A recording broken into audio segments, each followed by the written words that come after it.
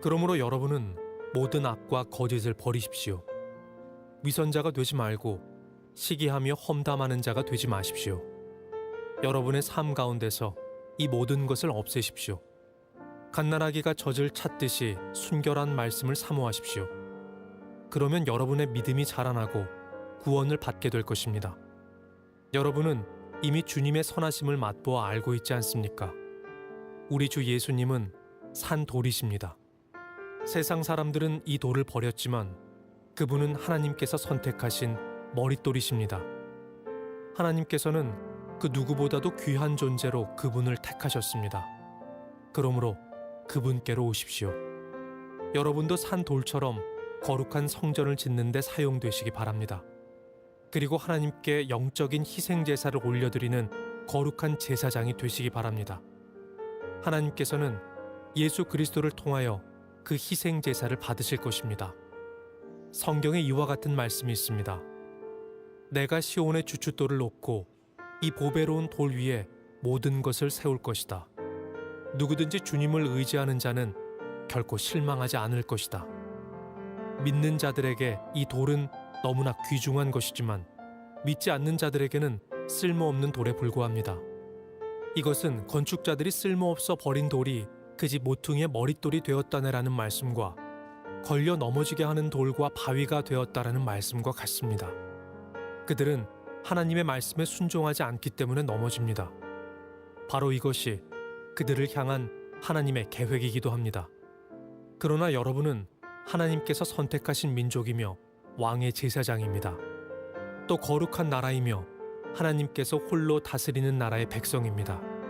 하나님께서는 그분의 선하심을 선포하게 하시려고 여러분을 어두움 가운데서 불러내어 그의 놀라운 빛 가운데로 인도하셨습니다. 여러분이 전에는 하나님의 백성이 아니었지만 지금은 하나님의 백성입니다. 이전에는 은혜를 몰랐지만 지금은 은혜를 받고 누리고 있습니다. 사랑하는 여러분, 여러분은 이 세상에서 나그네와 같은 사람들입니다. 그러므로 육신이 원하는 악한 일들을 멀리 하시기 바랍니다. 이런 것은 영혼을 대적해 싸우는 것들입니다. 여러분 주위에는 믿지 않는 자들이 많이 있습니다. 그들은 여러분이 잘못 살고 있다고 말할지도 모릅니다. 그러므로 착하게 사십시오. 그들이 여러분의 선한 행동을 보고 그리스도께서 다시 오시는 날에 하나님께 영광을 올려드릴 것입니다. 이 세상에 권위를 가진 사람들에게 복종하십시오.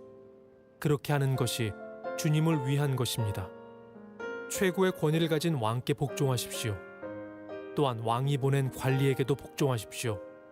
그들은 잘못된 사람을 벌하고 옳은 일을 하는 사람에게 상을 주라고 보냄을 받은 자들입니다. 여러분이 선하게 행동할 때 어리석은 사람들은 여러분에 관해 더 이상 험담을 하지 못할 것입니다. 이렇게 하는 것이 하나님의 뜻입니다. 자유인으로 사십시오. 그러나 자유를 잘못 사용하여 악을 행하는 구실로 삼지는 말기 바랍니다. 하나님을 섬기는 자로 생활하십시오. 모든 사람을 존중하고 하나님 안에서 형제 자매를 사랑하며 하나님을 두려워하고 왕을 존경하십시오. 자, 우리 가슴에 손을 얹고 믿음을 고백하고 오늘 하나님께서 저에게 주시는 말씀 받아보겠습니다. 제가 먼저 고백할게요. 하나님은 나를 사랑하십니다. 나는 그 사랑 안에 있습니다. 하나님은 오늘 나에게 말씀하실 것입니다. 그 말씀에 능력이 있습니다. 그 말씀에 생명이 있습니다. 나의 마음을 하나님께 열겠습니다. 나의 생각을 예수님께 집중하겠습니다. 들은 만큼 변합니다. 들은 만큼 행복해집니다. 몇 해 전 믿음을 전하기 위해서 만났던 불신자과의 대화 내용이 제 마음속에 아주 오랫동안 남아있어요. 예수님을 전하고 교회에 한번 오시라라고 초청을 했더니 그분이 저에게 이렇게 말씀을 하시더라고요. 목사님, 저희 직장에는 크리스찬들이 많이 있습니다. 그래서 월요일이 되면 여기저기서 자기가 출석한 교회에서 예배 때 어떤 은혜를 받았는지 은혜 받았다고 서로 대화하는 내용을 옆에서 듣게 됩니다.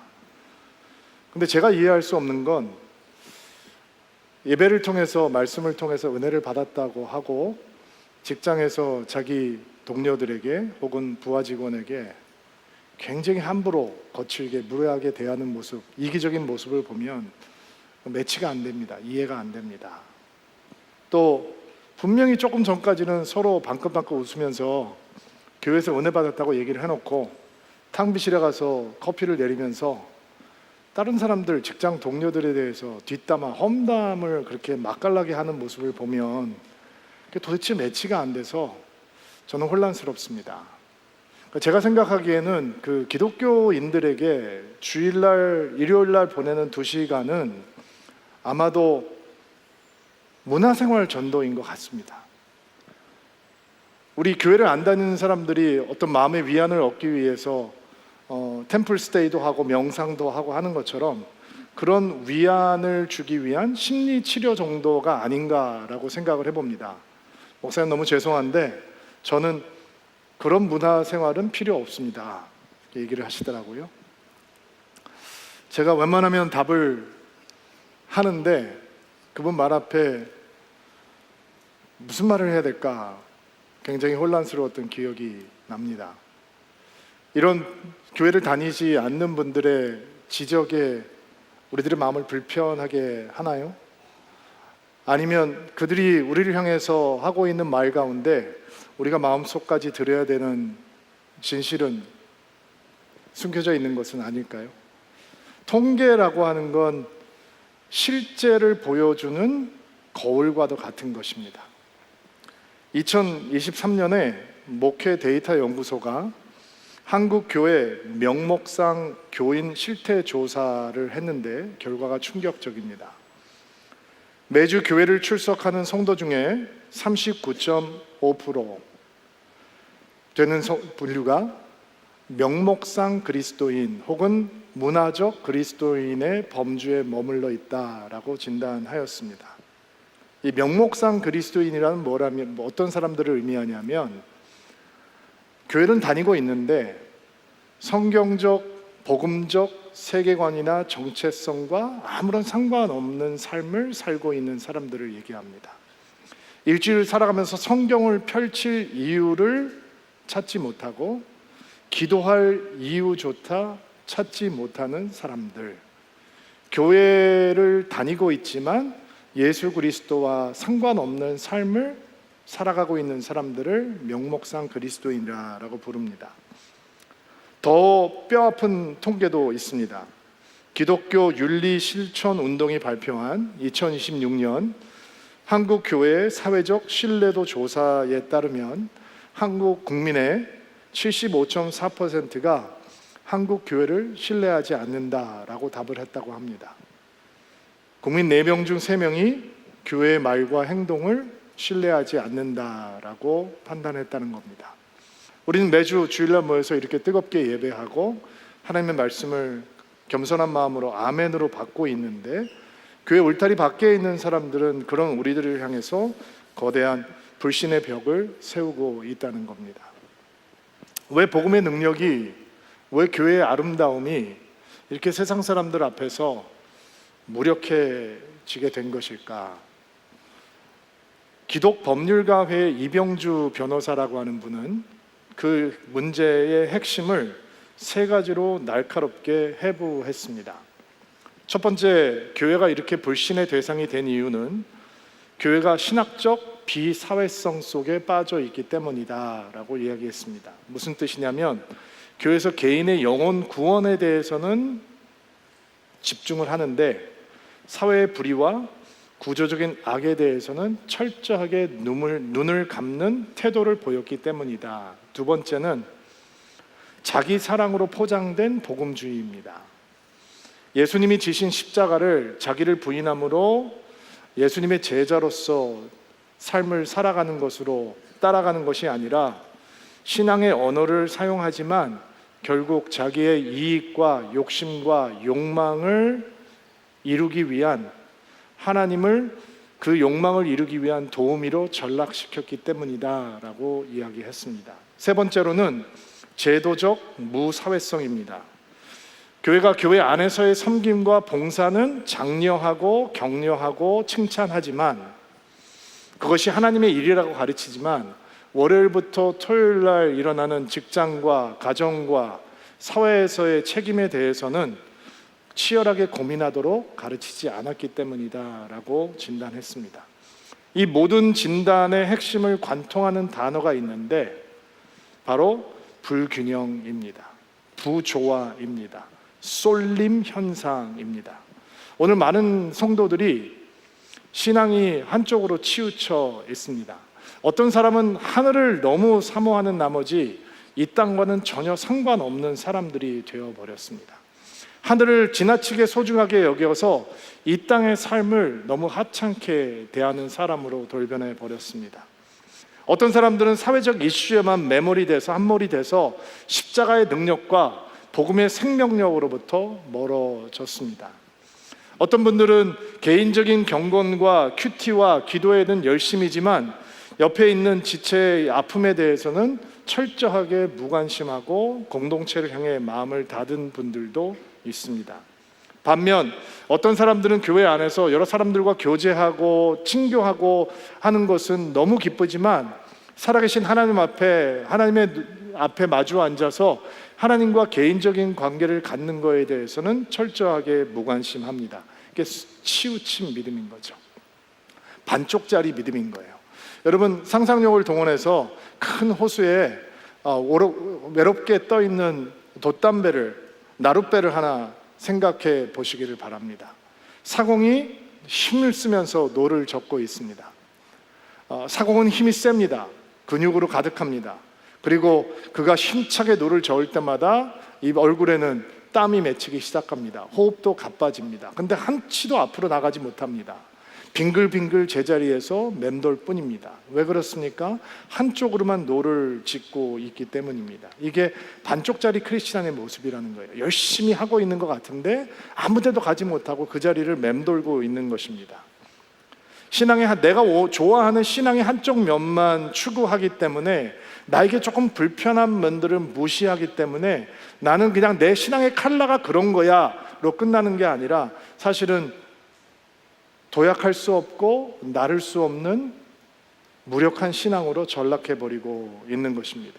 존 스타트 목사님이 제자도에 대해서 이야기하면서 사람들이 예수님의 제자로서의 삶을 살아가는데 실패하는 이유는 제자로서 갖춰야 되는 포괄적 정체성을 잃어버렸기 때문이다, 이렇게 진단했어요. 말이 좀 어렵죠. 무슨 얘기냐면 균형과 조화가 없다라는 겁니다. 다 불균형이 생겨버렸다는 거예요. 막 열심히 달려가면 될 것 같은데 예수님의 제자로서의 갖춰야 되는 정말 이 필요한 영성은 조화와 균형을 갖추고 있어야 한다라는 것입니다. 신앙의 불균형은 스타일의 차이가 아닙니다. 신앙의 생명력을 판단할 수 있는 아주 중요한 부분입니다.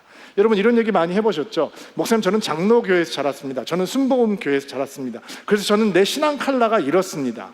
난 좀 보수적입니다. 전 좀 뜨겁습니다. 이런 얘기 들어보셨잖아요. 근데 예수님의 제자는 한쪽으로 쏠려서 달려가는 사람들이 아니라 철저하게 균형을 잡고 달려갈 수 있는 사람들이다라는 것입니다. 그럼 어떤 균형과 조화가 필요한가?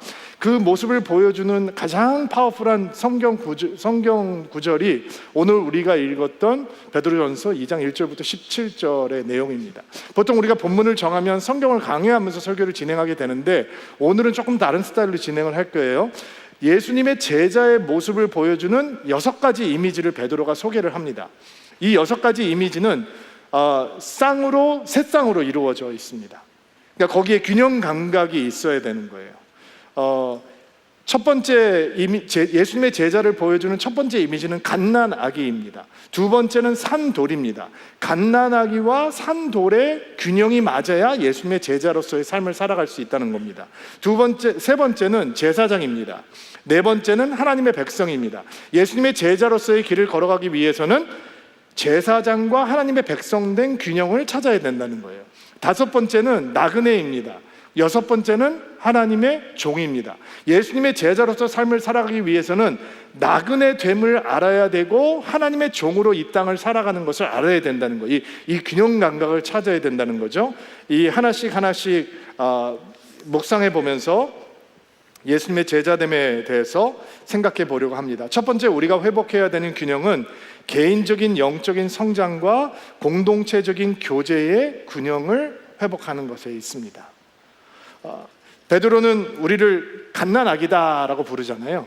그러면 여러분처럼 장성한 사람, 유능하게 사회생활을 하고 있는 사람들에게 베이비라고 부르면 기분이 나쁠 수 있는데, 이거는 우리를 무시하는 얘기가 아니고 우리가 잊지 말아야 되는 한 가지 굉장히 중요한 영적인 정체성에 대해서 이야기하고 있는 겁니다.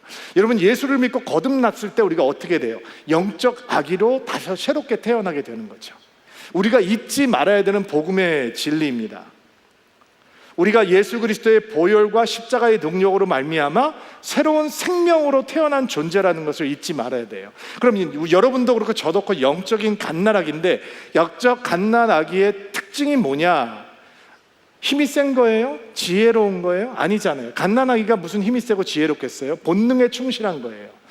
특별히 배고픔이라고 하는 본능에 아기는 매우 충실해요. 그래서 배고프면 우는 거예요. 견딜 수가 없는 거예요. 그리고 사도 바울은 우리 영적인 갓난아기라고 하는 우리들을 향해서 신령한 젖을 사모하라 이렇게 얘기하잖아요. 신령한 말씀을 사모하라라는 거예요. 사모하라고 하는 단어는 갈급해하다, 갈망하다, 그리고 사무치게 그리워하다, 이런 뜻의 단어예요. 구약에 보면 시편 40편 1절 말씀에 목마른 사슴이 시냇물을 찾아서 헐떡이면서 헤매이듯이 그런 갈급함을 사도 베드로가 쓰고 있는 거예요.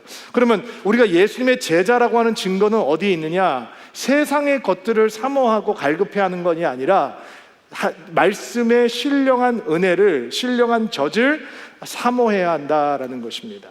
갓난아기가 젖을 사모하는 것 같은 이 신앙의 특징은 철저하게 개인적인 거라는 것에 있습니다. 누가 나를 대신해서 먹어줄 수 없다는 겁니다. 다른 사람이 먹었다고 해서 내가 배불러지지 않는다는 것입니다. 아내가 아무리 열심히 기도하는 기도의 용사라도 그 기도 때문에 남편의 믿음이 저절로 성장하지 않고, 부모가 아무리 주님 앞에 헌신되어 있는 뜨거운 사람이라고 해도 자녀의 믿음이 저절로 좋아지지 않는다는 것입니다. 모든 사람은 하나님 앞에 단독자로 서야 합니다. 그리고 모든 사람은 오늘 필요한 은혜를 먹어야 합니다. 여러분, 10년 전에 먹었던 밥심으로 사는 사람이 누가 있어요? 1년 전에 먹었던 밥심으로 사는 사람이 누가 있어요? 지난주에 먹었던 밥심으로 오늘을 살아갈 수 있는 사람이 누가 있어요? 모든 사람은 오늘 필요한 은혜를 오늘 주님 앞에 받아야 하는 것입니다. 내가 직접 성경을 펴야 하고, 내가 직접 하나님의 이름을 불러야 하고, 내가 무릎을 꿇어야 하고, 내가 주님을 찾아야 하고, 주님을 구해야 하고, 오늘 은혜를 갈망해야 하고, 오늘 은혜를 위해서 주님 앞에 서야 하고, 이런 시간이 없이 우리가 예수의 제자로 살아가는 것은 불가능하다는 것입니다. 사람들이 은혜를 왜 사모하지 못하나요? 바쁘기 때문이라고 얘기하죠. 근데 여러분, 얼마나 많은 사람들이 스마트폰에 갇혀서 그 소중한 시간들을 허비하는지 모릅니다. 우리는 생각보다 바쁘지 않습니다. 또 어떤 사람들은 나는 새로운 은혜가 필요 없고 과거에 너무 은혜를 많이 받았기 때문에 그냥 그것으로도 충분히 오늘을 지탱하면서 살아갈 수 있다라고 생각하는 사람들이 있습니다. 내가 청년 때, 대학생 때 훈련 받았고, 제자 훈련 받았고, 나는 기도원 가서 소나무 뿌리 하나 뽑았고, 그리고 금식도 많이 했고, 나는 방언 기도도 많이 하고, 나는 이것도 했고 저것도 했기 때문에 오늘 특별한 무슨 은혜가 없어도 내가 천국에 갈 때까지 나는 충분하다, 이렇게 생각하는 사람들이 있습니다. 여러분, 오늘 은혜를 받지 못하면,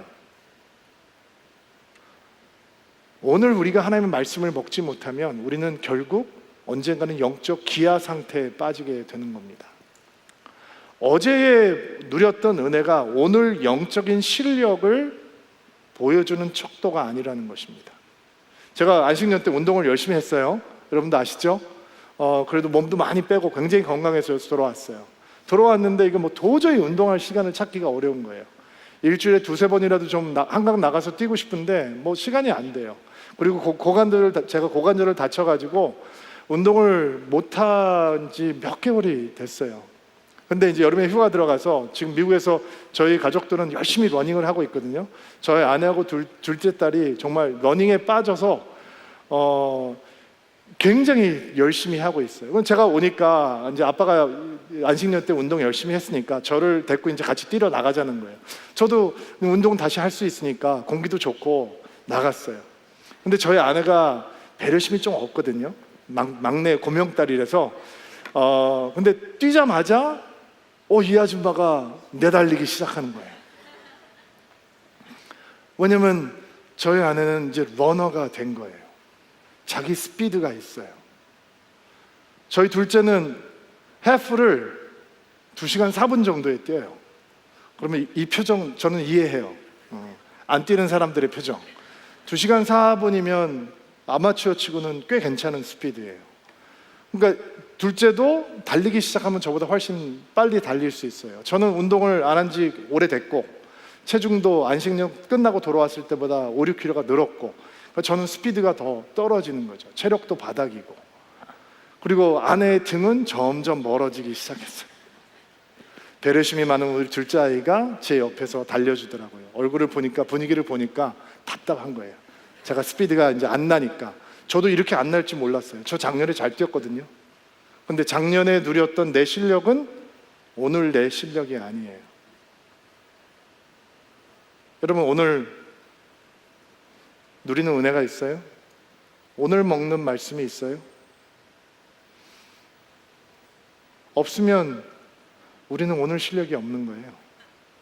오늘 영적인 능력이 없는 거예요. 보라, 오늘이 은혜 받을 때예요.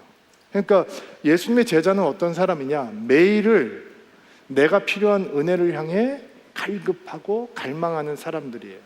그런데 그것만으로 끝나서는 안 돼요. 베드로는 우리들을 향해 너희는 산돌이다 라고, 리빙 스톤이다 라고 얘기를 해요. 아기는 철저하게 개별적인 존재죠. 돌은 아니에요. 돌은 혼자 있으면 돌멩이에요. 다른 돌들과 연결되어 있어야 하나님의 거룩한 성전으로 자라는 거예요. 예수님을 산돌이라고 그러셨죠. 사람들이 거부한 산돌이에요. 그 산돌이 코너스톤이 되셨어요. 모퉁이 돌이 되셔서 거기에 연결돼서 우리가 다른 돌과 연결되어 있을 때 하나님의 거룩한 성전으로 자라기 시작하는 거예요. 돌의 의미와 가치는 개별성에 있는 것이 아니라 그 개별성을 전부를 향해서 포기할 때 생기는 거예요. 우리의 아름다움은 혼자 떨어져 있을 때 드러나지 않고 다른 돌들과 함께 연결되어 있을 때 드러나는 거예요.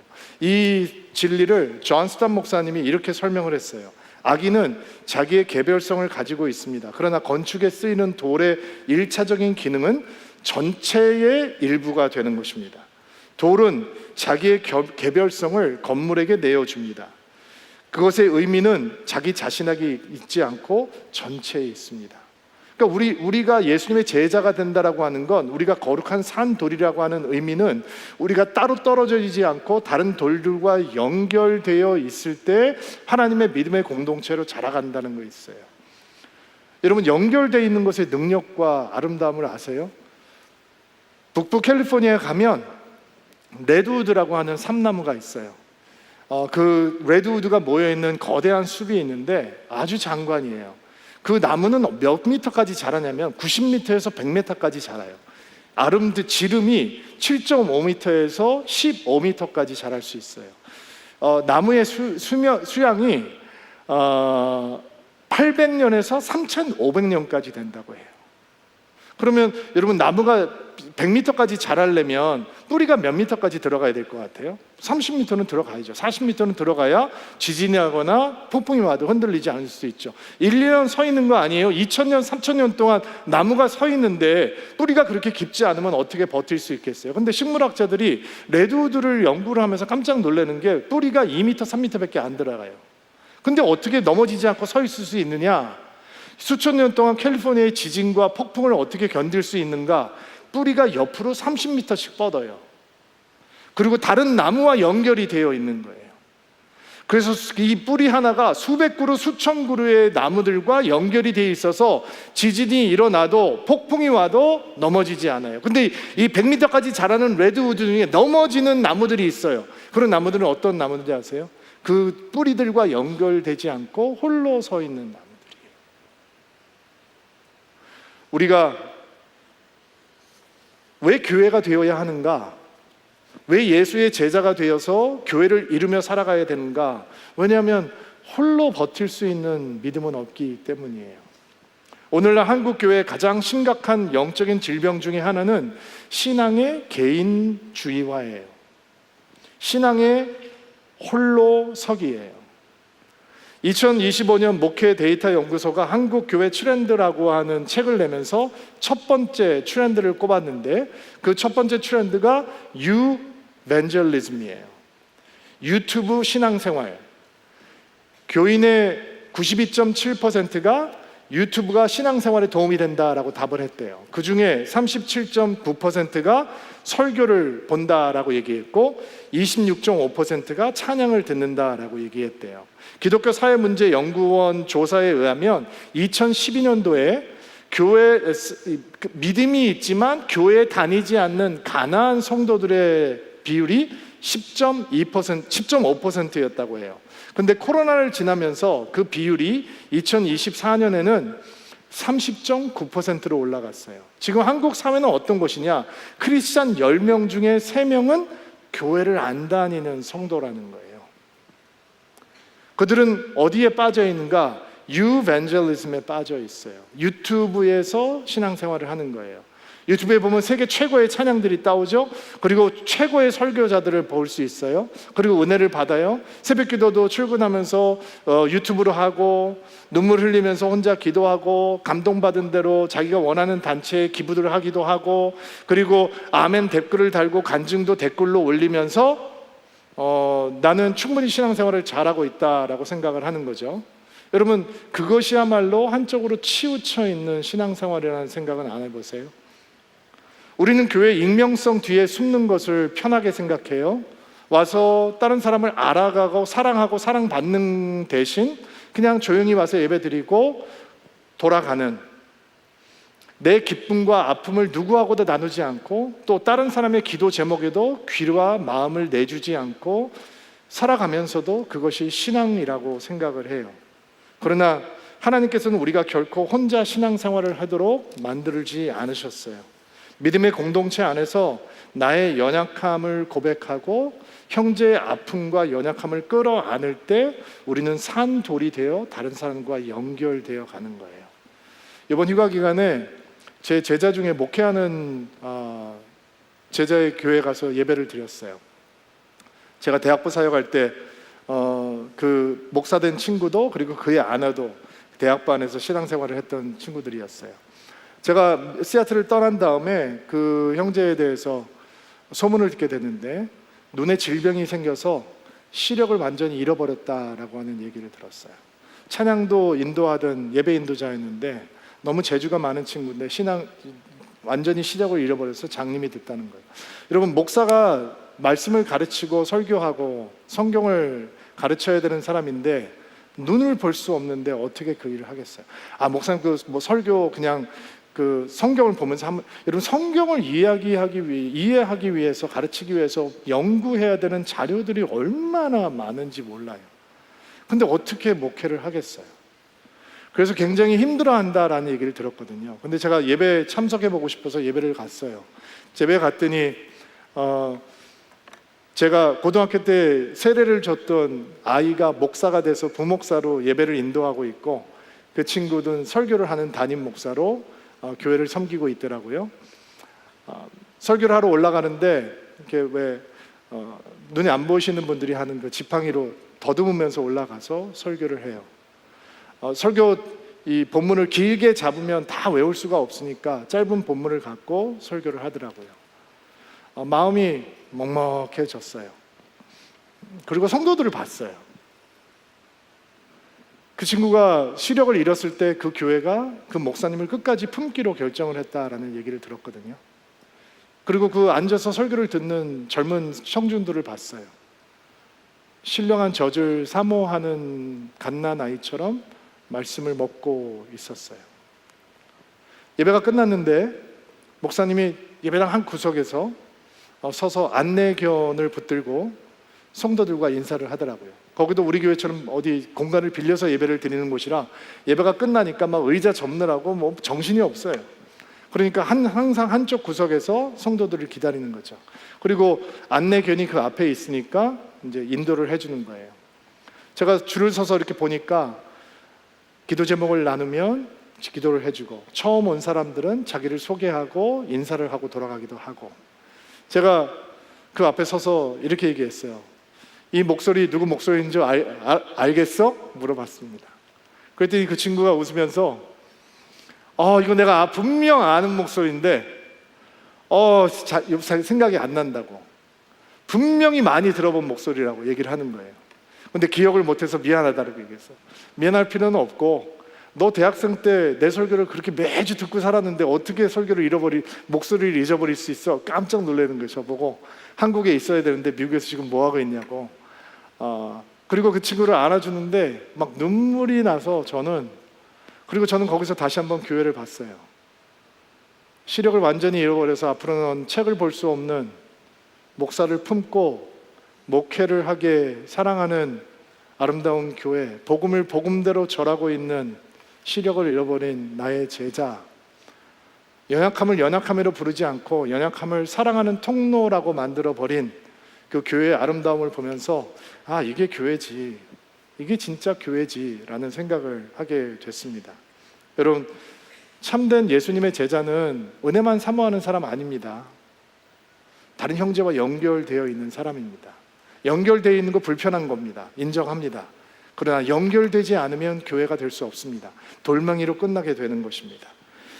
두 번째로 우리가 회복해야 하는 균형은 하나님을 향한 예배와 세상을 향한 증거의 균형입니다.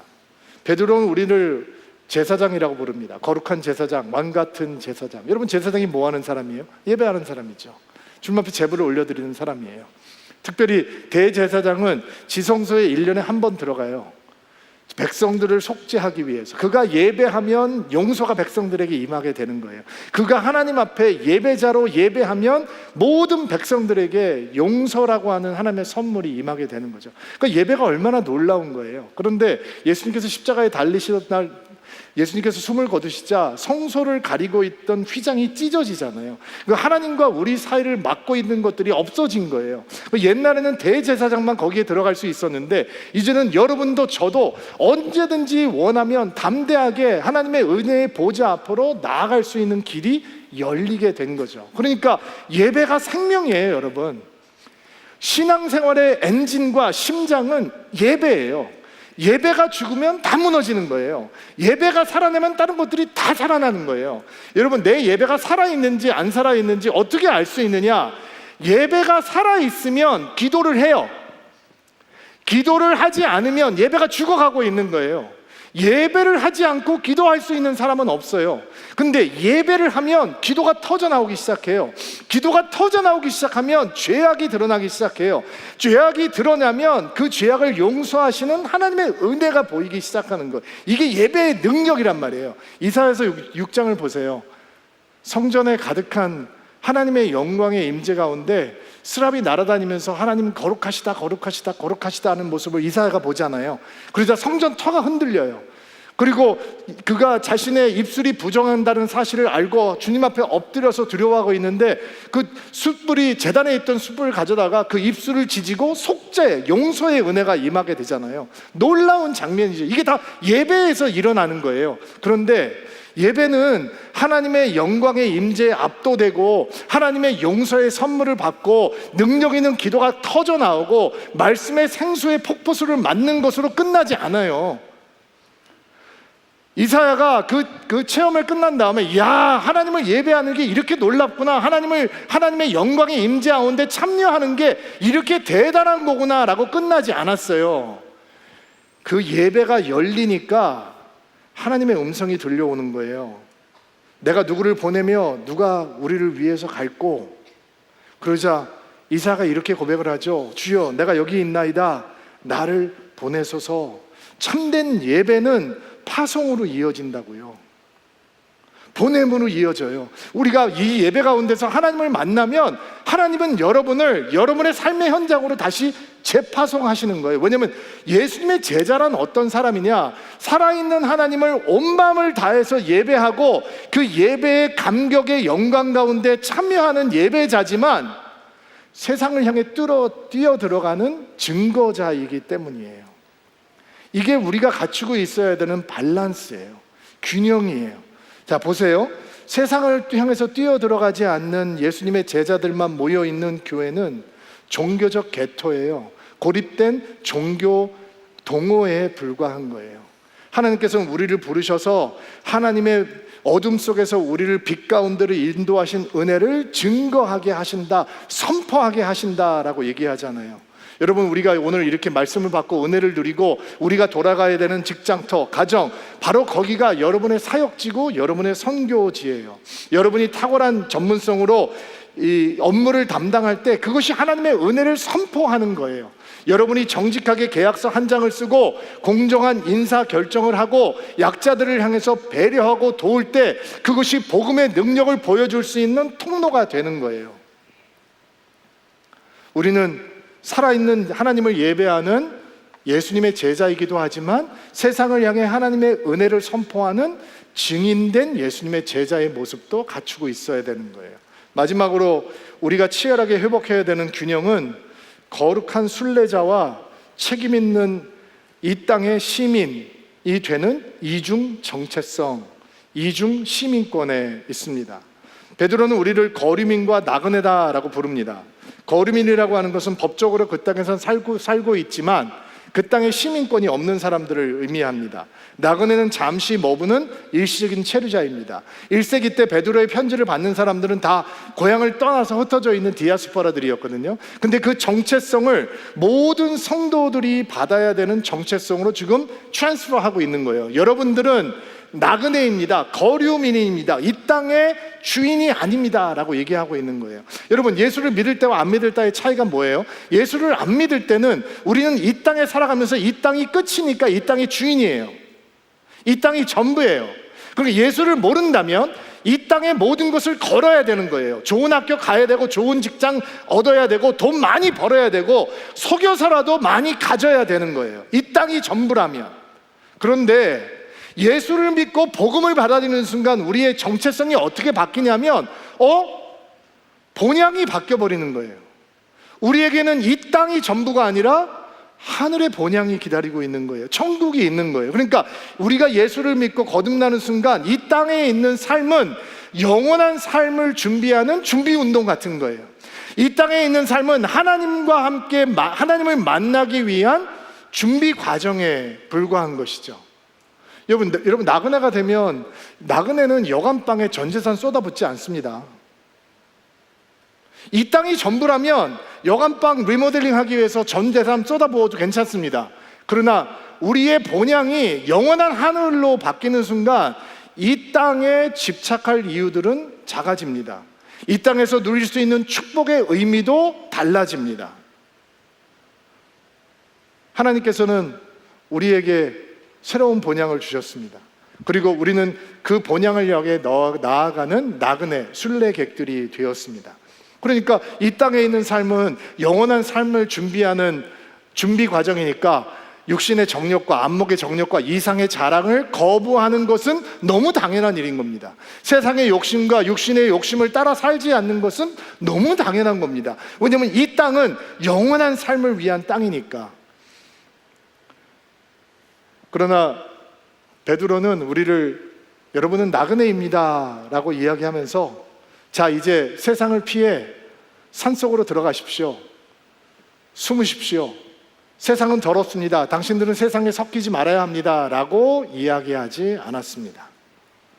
그는 오히려 예수님의 제자들의 모습이 갖춰야 되는 굉장히 불편한 정반대 방향으로 우리를 몰고 갑니다. 우리는 나그네이지만 동시에 이 땅에 있는 법과 제도에 순종하고 선행을 베풀어야 되는 하나님의 종이라고 하는 마지막 예수님의 제자로서의 정체성을 만나게 됩니다. 여러분도 오늘 성경 봉독하시면서 조금 불편하게 들리는 대목들이 있었죠. 이 땅의 권위에 순종하십시오, 복종하십시오, 이 땅의 왕에 복종하십시오, 이런 얘기들 들으면 여러분 굉장히 불편하죠. 왜냐면 우리는 좋은 모델을 본 적이 없거든요. 우리는 이 땅이 우리의 집이 아닙니다, 하늘을 향해서 가는 순례객입니다. 100% 동의할 수 있어요. 그거를 누가 동의를 하지 않겠어요? 세상에 향한 욕심이 아직도 남아있지만, 그렇습니다 목사님, 나는 천국을 향해 걸어가는 순례자입니다 라고 하는 예수님의 제자의 모습을 누가 마다하겠어요? 그런데 그 모습과 함께 이 땅에서 가장 책임있고 가장 신뢰받을 만하고 가장 성실한 이 땅의 시민으로서 살아야 됩니다 라고 하는 것을 들으면 불편해요. 왜냐하면 우리는 동의하지 않는 대상들이 있거든요.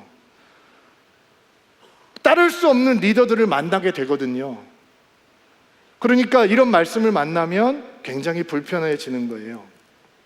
그리고 우리에게는 모델이 없어요. 우리 신앙의 연수가 복음이 들어온 지 한 130년, 140년밖에 안 됐기 때문에 하늘을 향해 나아가는 순례자로 살아가지만, 이 땅에서 가장 복음적이고 가장 성실하고 가장 책임있고 가장 신뢰받을 만한 시민으로 살아가는 모습이 어떤 건지 지난 140년의 기독교 역사 가운데 한국 크리스찬들은 우리들에게 제대로 보여준 사람들이 많이 없단 말이에요.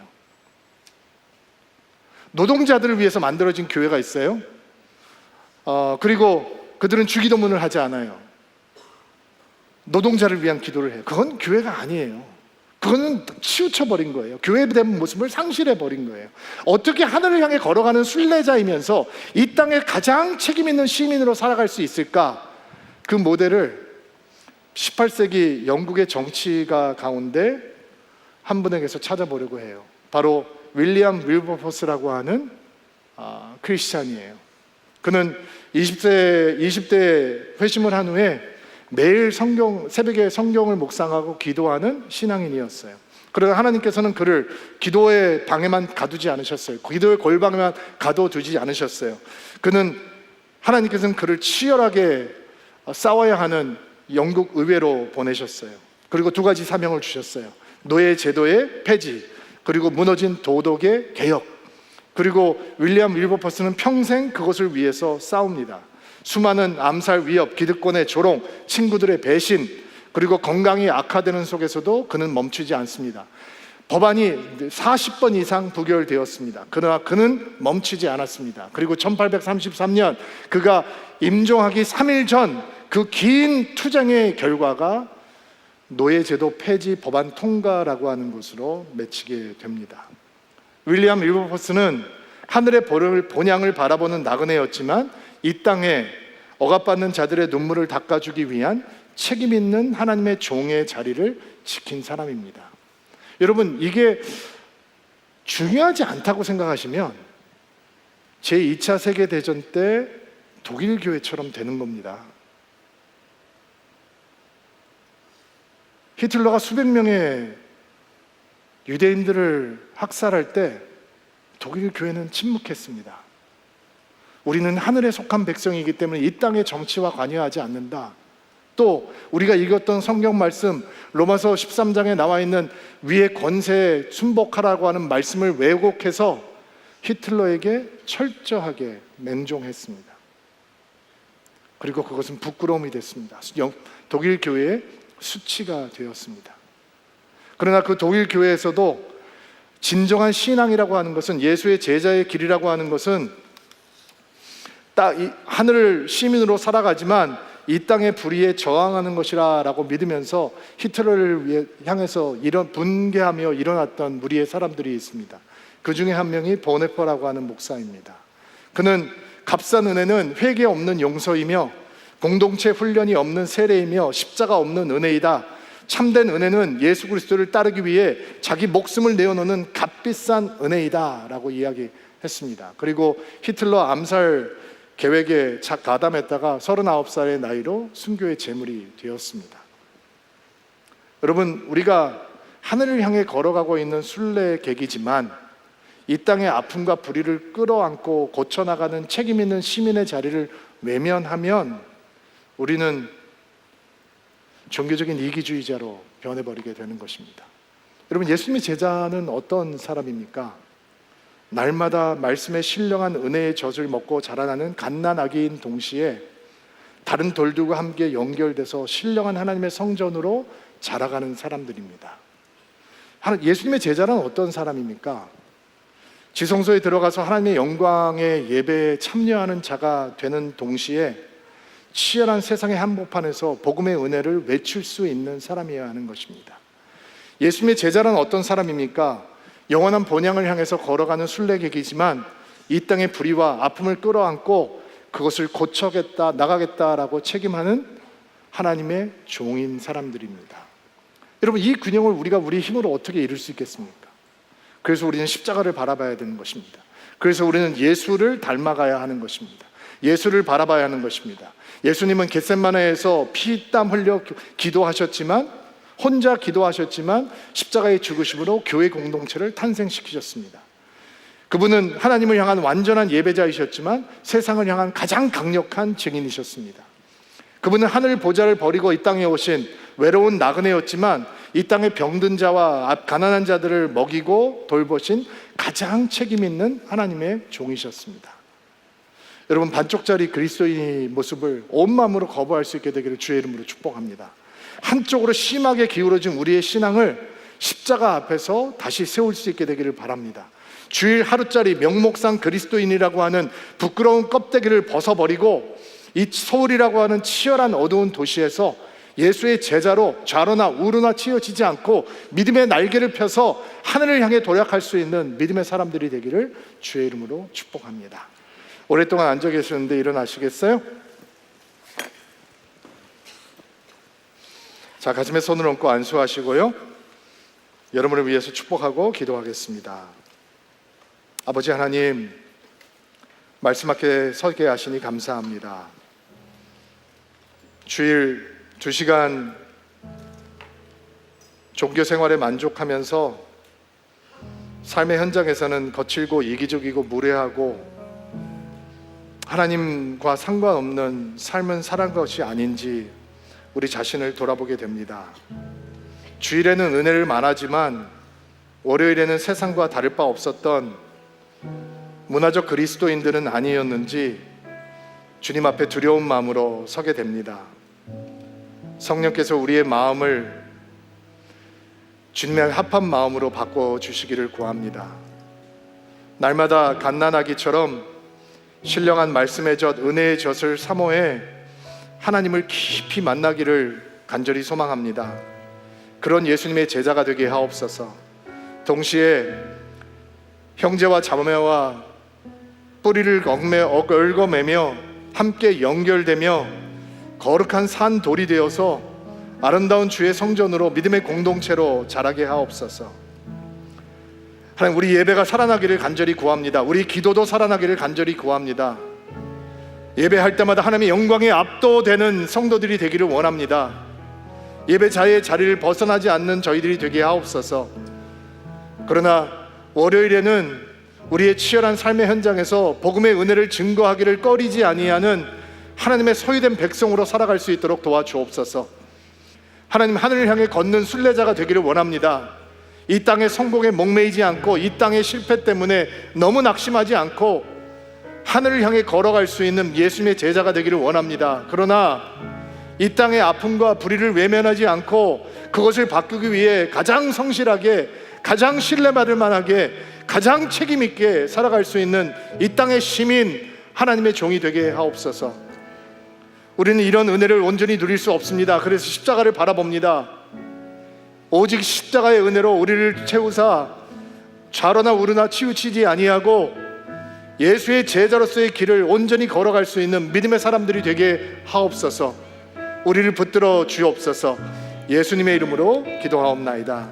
아멘.